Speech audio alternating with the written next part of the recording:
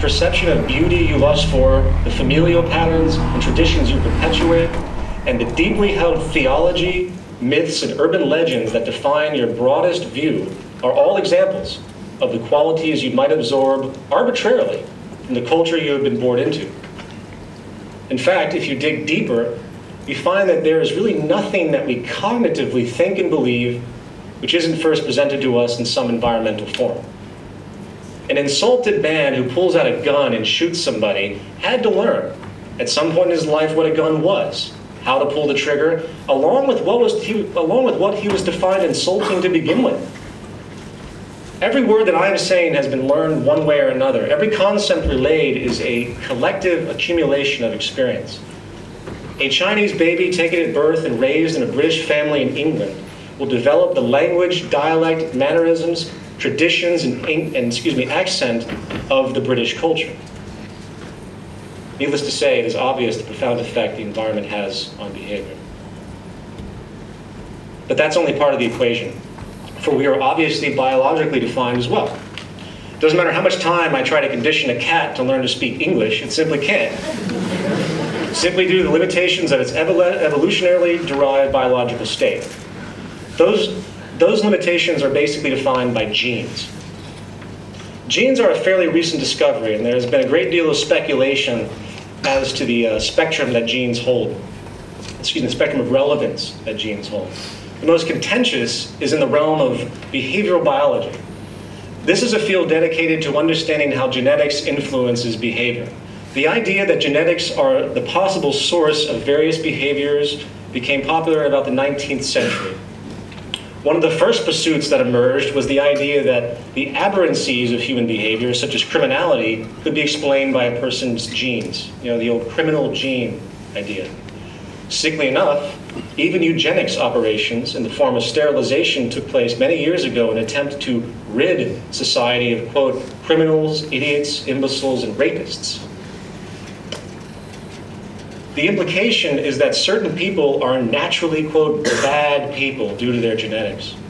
You see this rhetoric everywhere. Someone might say, he has bad blood, or she's just an evil person. As an aside, I find it fascinating that this simplistic social fallback to explain a person's behavior is in full accord with the primitive, superstitious duality postulated by nearly all established religions, good and evil.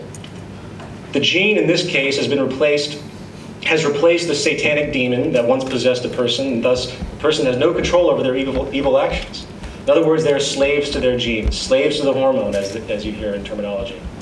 Well, as research has progressed, it has been found that genes do nothing of the sort. Genes are stretches of DNA that produce proteins, which of course are vital to the operation of the brain, the nervous system, and the whole body. However, they are not autonomous initiators of commands.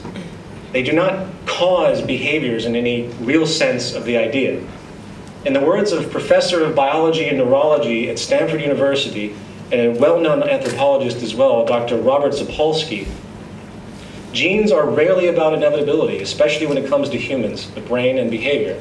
They're about vulnerability, propensities, and tendencies. As it turns out, the determining factor of genetic propensities, particularly in the realm of behavior, is the environment that the organism resides in. For example, recent research has shown that a gene could exist for depression. However, just because you have that gene does not mean you're going to get depressed. It takes some form of dramatic environmental stressor to trigger the genetic response, such as a sudden death of a loved one or something very severe. In other words, the environment triggers the existing genetic propensity. Even with a genetic predisposition to a particular illness, there is no guarantee you're going to get it. A chair with a broken leg is not dangerous if you never sit on it. As a variation of this, it is interesting to know how the environment even affects broad physiological attributes, a realm traditionally left for the genetic side of the nature and nurture debate. A study was done a few years ago at the Miami School of Medicine with premature infants in neonatology wards, where they decided to simply touch a section of the infants in the wards a few times a day, while the other section was not touched. All feeding patterns remained alike, everything else equal. As it turned out, the infants that were touched grew 50% faster and were noticeably more healthy. They were released from the hospital a week earlier than the infants that weren't touched. When compared months later, these same kids showed better health and agility than those that were not touched. It's incredible. It's a dramatic finding on many levels, for it shows that the genetically prescribed growth hormone release can be profoundly influenced by a simple and subtle environmental experience. Furthermore, the environment can not only trigger genetic propensities or influence their extent, it can override them to a certain degree. A couple of years ago, another study was done at Princeton University where scientists were able to genetically engineer mice, removing a key gene relevant to their neurotransmitter system, selectively targeting learning and memory. As a result, the cultivated mice report various memory and learning exercises. They had trouble recognizing simple objects, their accuracy of smell was poor, and they were unable to learn well in many ways, which otherwise would be normal to an average mouse. Once their disability was confirmed and established, the scientists then put the cognitively dim mice as adults in an enriched, stimulated environment. And over time, it was found that many of the genetically engineered learning disabilities were actually overcome by the simple exposure to an intellectually nurturing environment. In other words, the environment is actually able to reestablish neurological pathways that seemed not to exist. Again, this is a powerful testament to the power of the environment when it comes to brain and hence behavior. We're perpetually molded and shaped by what's around us, and it has an extremely direct effect on our genes and what might be inherent to us. It's very important. The reason this is being brought up is to illustrate the fact that our environment is provably the most important determinant in our functionality. Nurture, in many ways, dictates nature on many levels, ranging from behavior to psychology, to physiology, and psychology would have relevance, but to physiology and health.